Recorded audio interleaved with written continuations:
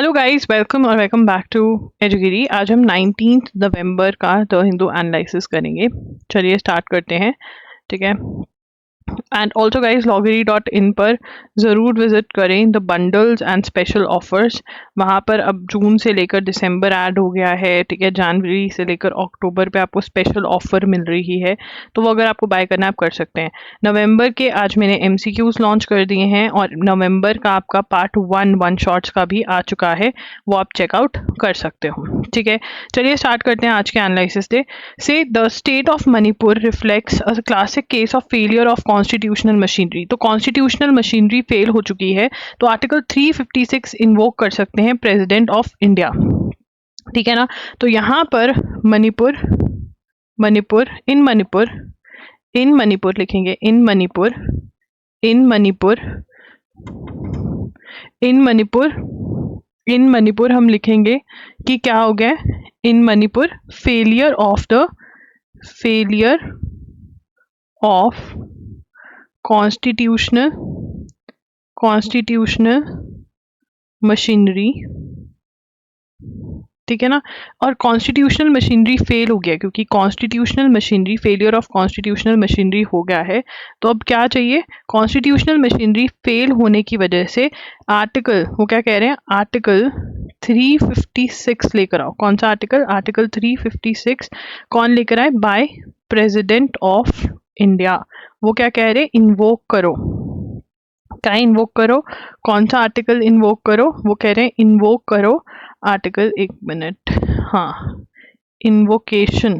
ठीक है। क्या कह रहे हैं, इन्वोक करो किसको, इन्वोकेशन ऑफ आर्टिकल 356, आर्टिकल 356 को इन्वोक किया जाए। ठीक है। उसके बाद the president need not wait for the report from the governor because under this article the president act if otherwise satisfies that the situation. ठीक है। तो यहाँ पर वो कह रहे हैं नो नीड।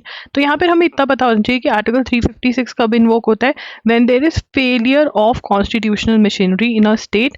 आर्टिकल 356 इन्वोक कर सकते हैं कौन, प्रेसिडेंट ऑफ इंडिया। ठीक है।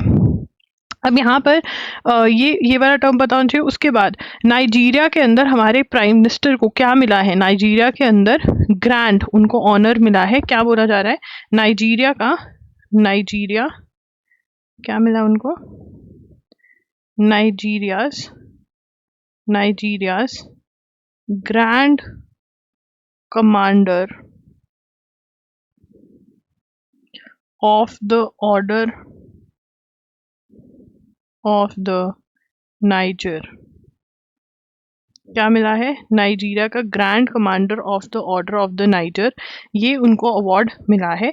किसको, प्राइम मिनिस्टर ऑफ इंडिया को। He is the second foreign dignitary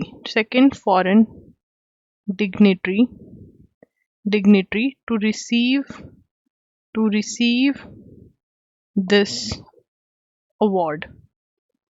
ठीक है ना। ये किसको मिला है, पीएम मोदी को मिला है, पीएम मोदी को मिला ये। ठीक है। Receiving Nigeria's grand commander of the order of Niger mister Modi the second foreign dignitary to receive this award.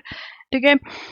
उसके बाद India was among the countries that sent teachers doctors to Nigeria after independence. Britain से independence कब मिला था Nigeria को, Nigeria got independence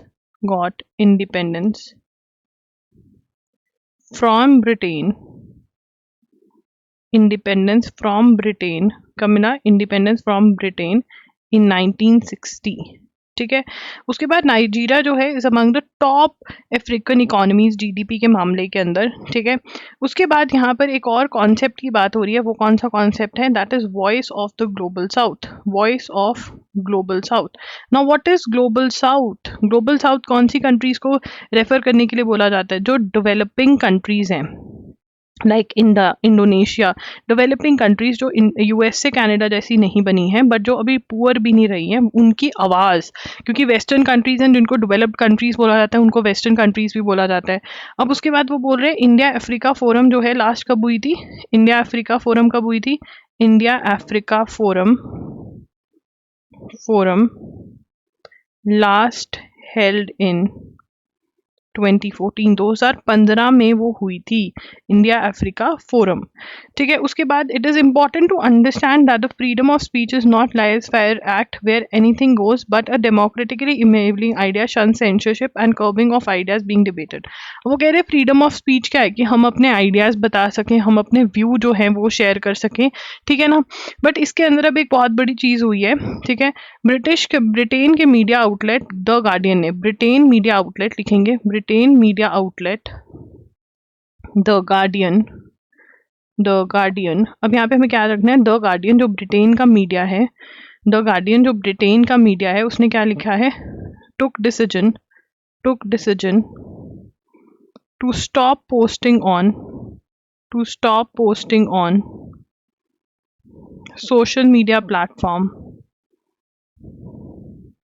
platform X. वो क्या कह रहे हैं कि जो ये एक्स, जो अब ट्विटर था पहले, ठीक है, अब एक्स बन गया है, ये बहुत ही टॉक्सिक प्लेटफॉर्म है। This is something we have been considering for a while given the often disturbing content promoted और found on platform including far right conspiracy theories and racism. क्या कह रहे हैं, अलेज, क्या कह रहे हैं कि इस प्लेटफॉर्म पे alleged the platform for promoting racism and far right conspiracy। यार अब ना तुम्हें समझना पड़ेगा कि ये फार राइट का इतना क्या है, व्हाट इज फार राइट। ठीक है, पॉलिटिकल थॉट्स हैं, दीज आर पॉलिटिकल थॉट्स, ठीक है ना। अब कोई दो टाइप के लोग आपको मेजरली मिलेंगे, जो एक तो राइट वाले होंगे और एक लेफ्ट वाले, ठीक है ना। अब राइट वाले कौन से लोग हैं, जो कह रहे हैं हमारे लोगों का भला करो, मतलब हमारे देश का भला, हमारे देश के लोगों का भला, ठीक है ना। ठीक है, अब ये वाले क्या कहेंगे, ह्यूमैनिटी का भला, कि कोई भी कहीं से भी आ रहा है उनको आने दो, उनका भला करो, ह्यूमन राइट्स हैं ये वो, ठीक है। अब ये क्या है, ये ज्यादा सेल्फिश वाले लोग माने जाएंगे कि ये कह रहे हैं कि इंडिया वाले लोगों का ही भला करो, ठीक है। दूसरे कह रहे हैं कोई बात नहीं, म्यांमार वाले आ रहे हैं आने दो, कोई बात नहीं, बांग्लादेशी आ रहे आने दो, कोई दिक्कत नहीं है। तो ये क्या है, लेफ्टिस्ट ओपिनियन है, ठीक है। तो यहाँ पर वो क्या कह रहे हैं कि जो एक्स प्लेटफॉर्म है वहाँ पे रेसिज्म है, ठीक है ना, डिस्क्रिमिनेशन है, कि एक क्लास को बिलोंग करता है कोई, उसके साथ डिस्क्रिमिनेशन है, एंड फार राइट कॉन्स्पिरेसी भी है। ये जो राइट वाला होता है, ठीक है, वो भी कॉन्स्पिरेसी यहाँ पर है। तो एलन मस्क इसको ओन करते हैं। तो गार्डियन जो कि ब्रिटेन का मीडिया आउटलेट है, उसने एक्स को छोड़ दिया है, हैज लेफ्ट एक्स, ठीक है। High performance building, now high performance building क्या होती है, this is a new concept, ठीक है। इसकी फुल फॉर्म हमें पूछी जा सकती है, हाई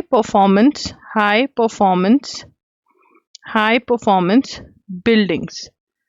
क्या है, high performance buildings, that is HPBs। Now what are HPBs, high performance buildings कौन सी होती हैं, सस्टेनेबल कंस्ट्रक्शन। क्या है, सस्टेनेबल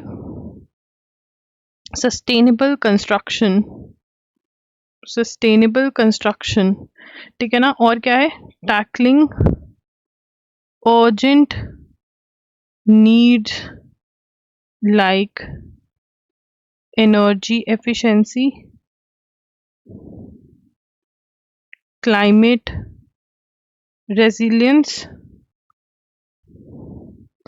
and resource conservation, ठीक है ना। कि मतलब कूल, अब क्या ऐसा घर बनाओ, ऐसा जगह बनाओ कि जो अपने आप ही कूल रहे, जहां पर बहुत ज्यादा लाइट हो अपने आप ही, तो एनर्जी कम यूज होगी, ठीक है। तो सस्टेनेबल कंस्ट्रक्शन जो है उसको HP हाई परफॉर्मेंस बिल्डिंग्स कहते हैं, जहां पे जो अपने आप ही कूल हो, गर्मियों में ठंडी हो, विंटर्स में गर्म हो, ठीक है, और लाइट बहुत हो, उसमें लाइट ऑन करने की जरूरत ना पड़े। So these are called high performance buildings. क्या बोलते हैं इनको, हाई परफॉर्मेंस बिल्डिंग। और यहाँ पर क्या होती है, सस्टेनेबल कंस्ट्रक्शन। क्या है, sustainable construction, energy efficient construction जो है वो होती है। उसके बाद चेन्नई वलादी, उसके बाद हम बात करेंगे Chennai Vladivostok maritime corridor is operational. तो ये इंडिया और रशिया के बीच का कॉरिडोर है, और कह रहे हैं कि ये पिछले साल ही ऑपरेशनल हो गया था। तो यहाँ पर हमें पता होना चाहिए इसके बारे में। तो लिखेंगे Chennai Vladivostok eastern maritime corridor. क्या कह रहे हैं, it has become operational It has become operational and is carrying oil, food and machines. ठीक है ना, has become operational लिखेंगे, has become operational. ठीक है ना, उसके बाद उन्होंने क्या कहा कि ये जो कनेक्टिविटी है, ठीक है ना, ये जो कनेक्टिविटी है, ठीक है, अनाउंस्ड अब the government had started earlier that corridor would result in significant reduction. अब ये जो कॉरिडोर है चेन्नई वाला, इसने क्या किया, सेकंड पॉइंट क्या लिखेंगे, सिग्निफिकेंट, बहुत बड़ा reduction, significant reduction in time required to transport to transport cargo between India and Far East Russia. ठीक है ना, इंडिया और फार ईस्ट रशिया के बीच में जो हम कार्गो भेज रहे हैं, कार्गो इज सामान, गुड्स, जो हम गुड्स भेज रहे हैं, जो हम सामान भेज रहे हैं, उसको भेजने में हमको बहुत ज़्यादा आसानी हो गई है. वो गुड्स को भेजने में हमें क्या हो गया है, बहुत ज़्यादा आसानी हो गई, ईजनेस हो गई है. ठीक है ना, तो ये हो गया है किसकी वजह से, चेन्नई टू व्लादिवोस्टॉक का जो ईस्टर्न मैरीटाइम कॉरिडोर है, ये किसके बीच में है, इंडिया से रशिया का कॉरिडोर है ये. ठीक है ना, ये मतलब सी शिपिंग का कॉरिडोर है. उसके बाद जो एक और कॉरिडोर की बात करें, वो कौन सा करें, आई मीक की बात करें. ये दूसरा कॉरिडोर है, आई मीक की बात करें. पहले आई मीक की फुल फॉर्म लिखेंगे. आई मीक की फुल फॉर्म है India middle east Europe economic corridor. ठीक है ना, इकोनॉमिक कॉरिडोर. ठीक है ना, तो ये कब हुआ था, ये India and Greece would work together on this. ठीक है ना, और ये जो है इसके अंदर जो है, इसमें कौन कौन सी कंट्रीज आ रही है, IMEC that was announced during. ठीक है ना, अब ये IMEC announced during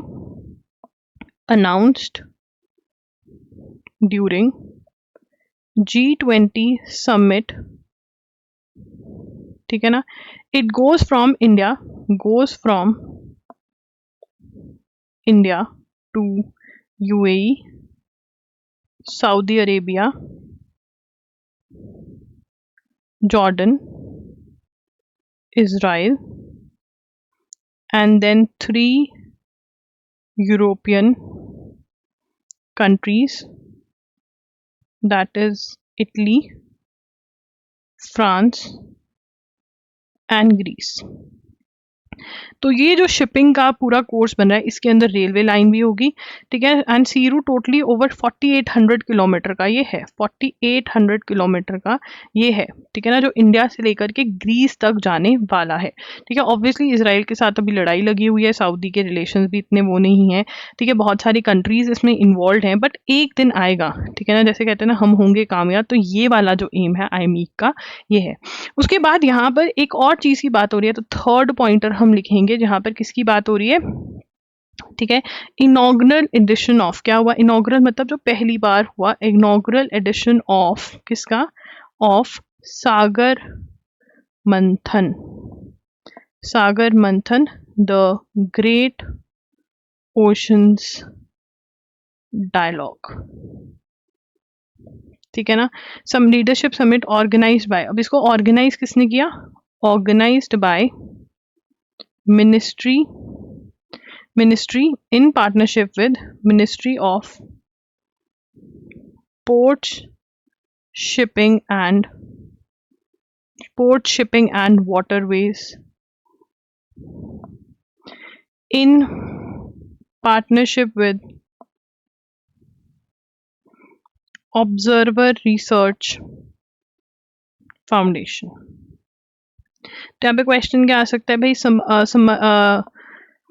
Sagar Manthan the great Indian ocean dialogue जो है वो कब मतलब किसने ऑर्गेनाइज किया. ठीक है ना, तो बातें हुई कि पोर्ट्स कैसे हम बना सकते हैं, कैसे और कनेक्टिविटी बढ़ा सकते हैं.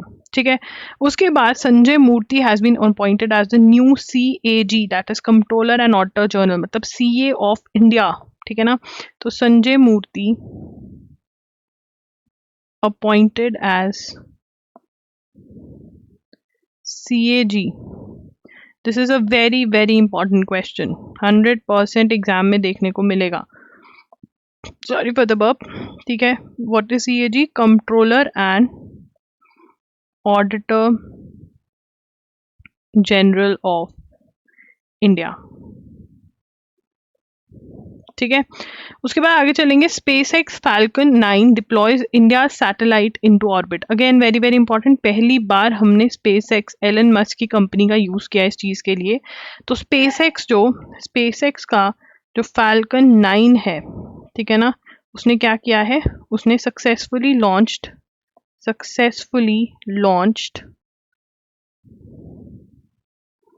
Launched India's GSAT N2, that is GSAT 20 communication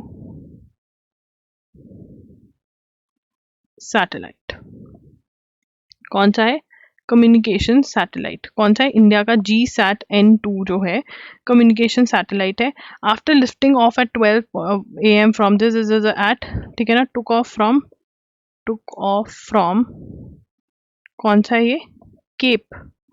क्या है ये? Cape Canaveral Space Force Station in Florida, ठीक है ना।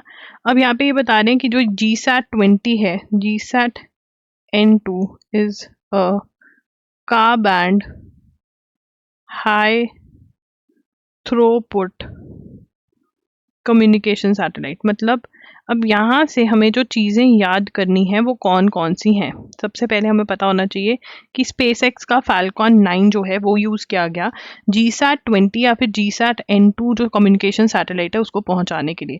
तो यहाँ पर मेरे पास जितने भी ये पॉइंटर्स हैं टाइटल में, ये इम्पॉर्टेंट हैं कि ये कौन सी सैटेलाइट है, किसने लॉन्च करी, कौन सा व्हीकल, यहाँ याद हो गया। उसके बाद कहाँ से लॉन्च हुई? फ्लोरिडा से लॉन्च हुई है ये, ठीक है। कम्युनिकेशन सैटेलाइट है विच इज कमर्शियल आर्म, ठीक है ना। Satellite of, commercial satellite of किसकी? Satellite of new space India limited की सैटेलाइट है, जो कि कमर्शियल आर्म मतलब बिजनेस आर्म ऑफ इसरो है, which is commercial arm of Indian space research organisation. ISRO की कमर्शियल आर्म किसकी है? वो इसरो की है। The satellite is to enhance broadband services and in flight connectivity. अब ये क्या करेगी? थर्ड पॉइंट लिखेंगे, satellite will enhance broadband services and in flight connectivity across India. The satellite featuring multiple spot beams and wide K aims to support large subscriber base with small use terminals. तो यहाँ पे basically क्या होगा? Broadband internet services और flight के अंदर connectivity में help करेगी हमें। इंडियाज फर्स्ट कोलैबोरेशन विद, अब इसको हम कलर चेंज करके लिखेंगे, ये क्या है? India's first collaboration with Elon Musk SpaceX. Elon Musk के स्पेसएक्स के साथ ये फर्स्ट कोलैबोरेशन है, ठीक है जी। ओके, अब आगे चलेंगे। Around 6.5 lakh applications come for PM's internship scheme. PM की इंटर्नशिप स्कीम निकल रही है, PM internship scheme, PM internship की स्पेलिंग गलत कर दी मैंने, PM internship scheme in top companies, ठीक है ना। व्हेन द विंडो क्लोज, तो टॉप कंपनीज में मतलब लोग अप्लाई कर सकते हैं। ये पीएम की इंटर्नशिप स्कीम है, बहुत सारी एप्लीकेशंस आई हैं। US and Philippines signed a pact to secure the exchange of highly confidential military intelligence and technology in key weapons the US would provide to Manila. Philippines को provide करेगा। Defence secretary ने ये information sign करी, sign the general security of military information agreement, ठीक है। तो ये किसने साइन करी? यूएस और फिलीपींस ने। यूएस और Philippines signed a pact to secure the exchange of highly confidential highly confidential military intelligence and technology in key weapons the USA would provide to Philippines को प्रोवाइड करेगा ये information, ठीक है ना। अब यहाँ पर ये कौन सा अग्रीमेंट है? This is the general security of military information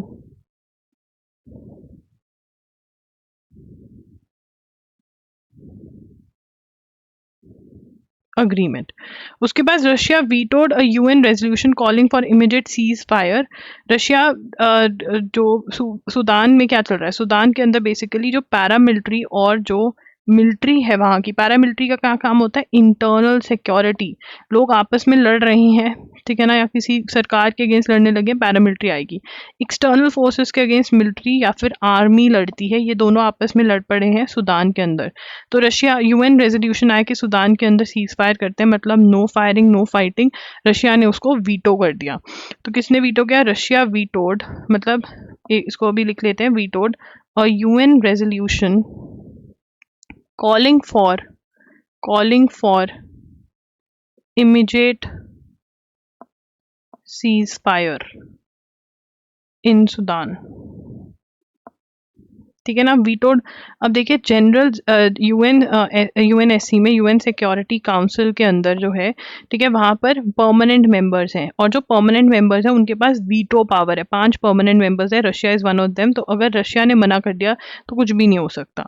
उसके बाद मतलब कोई भी परमानेंट मेंबर अगर वहाँ पे कुछ मना कर देगा तो वो नहीं हो सकता। Donald Trump tapped Republican Brendan Carr and Elon Musk critic of big tech to lead Federal Communications Commission. तो यहाँ पर फेडरल कम्युनिकेशंस कमीशन जो है वो कौन लीड करेगा? ब्रेंडन कार, ठीक है जी। So guys that's it. loggery.in पर ज़रूर जाएं। स्पेशल ऑफर्स वाला जो टैब है, बंडल्स वाला टैब जो है वो ज़रूर चेक करें। आपका स्लैट का मॉक टेस्ट लाइव है, AIAT के मॉक टेस्ट लाइव है, NL SAT का आंसर राइटिंग कोर्स जो है वो चल रहा है। NL SAT और CUT PG के जो मॉक टेस्ट हैं वो बहुत जल्द आने वाले हैं। MHCT के मॉक टेस्ट आपके लाइव हैं, जाइए इनको ज्वाइन कर लीजिए loggery.in पर। Thank you for joining in, bye bye, take care.